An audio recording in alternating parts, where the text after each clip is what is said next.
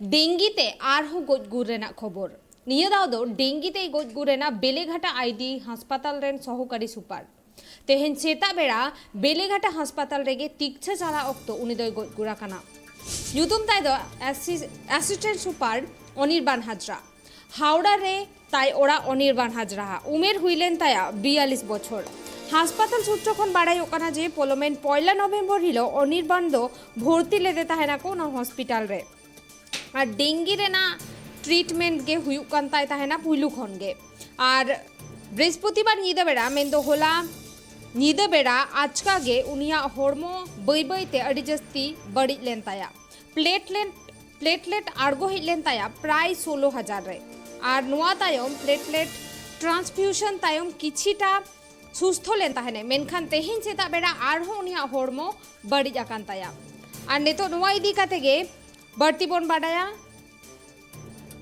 और ओना खातिर नेतो इन साला फोन कॉल रे जोपड़ाव मेनाया ट्राइब टीवी रेन रिपोर्टर राजीव दत्त।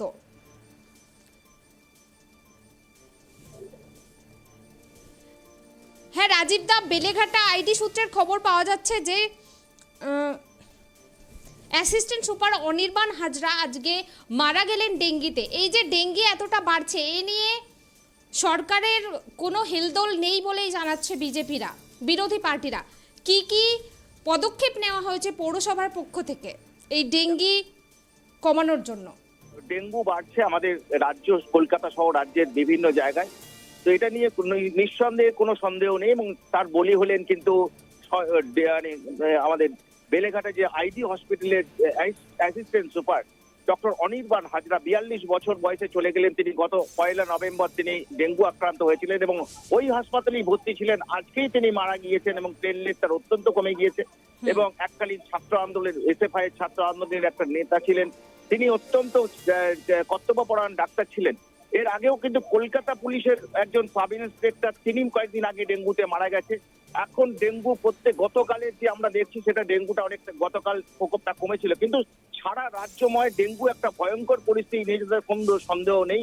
রাজ্য সরকারের তরফ থেকে ইতিমধ্যেই জানো যে পুরসভা এরিয়াগুলোকে অ্যালার্ট করা হয়েছে, সেখানে জঞ্জাল বিভাগের যারা কর্মী আছে তাদের ছুটি বাতিল করা হয়েছে, স্বাস্থ্য বিভাগের যারা কর্মী আছে ছুটি বাতিল করা হয়েছে। কলকাতা পুরসভা কিন্তু বাড়ি বাড়ি তারা অভিযান করছে। তা সত্ত্বেও কোথাও যেন ডেঙ্গু দমানোর ডেঙ্গুর যে প্রকোপ সেটা সংক্রমণটা কমানো যাচ্ছে না, যার জন্য রাজ্য সরকারের পক্ষ থেকে বারবার করে কিন্তু অ্যালার্ট করা হচ্ছে, মানুষের সচেতনতার উপরই জোর দেওয়া হচ্ছে। কারণ ডেঙ্গুর যে মশার লার্ভা সেটা মূলত বাড়ি থেকেই তৈরি হয়, বাড়িতে ফ্রিজে জমিয়ে রাখা জল বা ছাদে কোনো কাপ বা কোনো পাত্র পড়ে থাকলে তা সেটা জমা জল, অর্থাৎ এইগুলোকে কিন্তু সচেতন করা হচ্ছে মানুষকে। সেই সঙ্গে যারা এইসব করছেন তাদের বিরুদ্ধে কলকাতা পুরসভা যে অ্যাকশন নিচ্ছে, ফাইন করছে।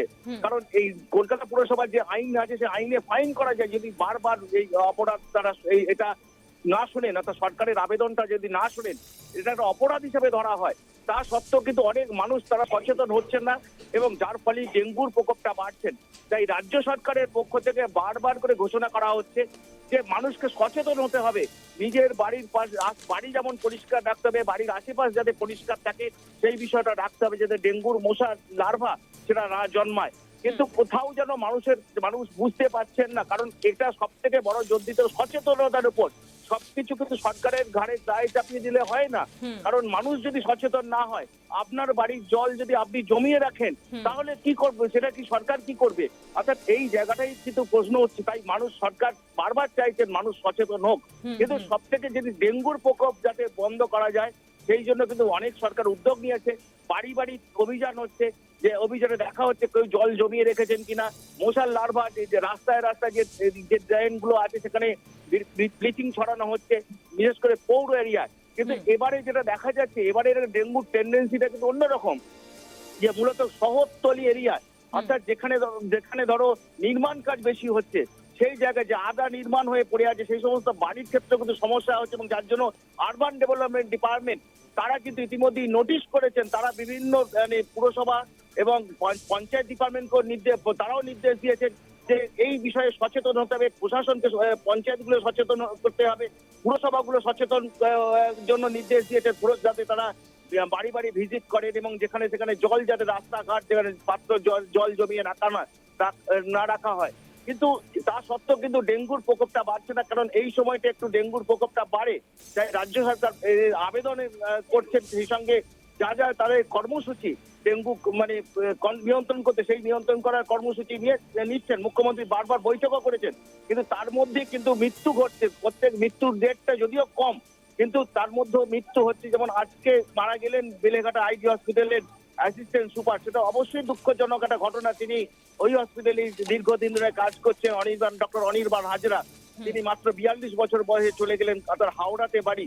গত 1 নভেম্বর থেকে তিনি ভুগছিলেন। তার মেয়েও ডেঙ্গুতে আক্রান্ত হয়েছিলেন। অর্থাৎ তিনি হাওড়ার বাসিন্দা। হাওড়া এরিয়াতে ডেঙ্গুটা একটু বেড়েছে, এবং সেই জায়গায় যেহেতু হাওড়া পুরসভা এখন অ্যাডমিনিস্ট্রেটর পরিচালিত, সেখানে হাওড়া অ্যাডমিনিস্ট্রেটর এবং হাওড়া জেলা প্রশাসন তারা কাজ করছেন।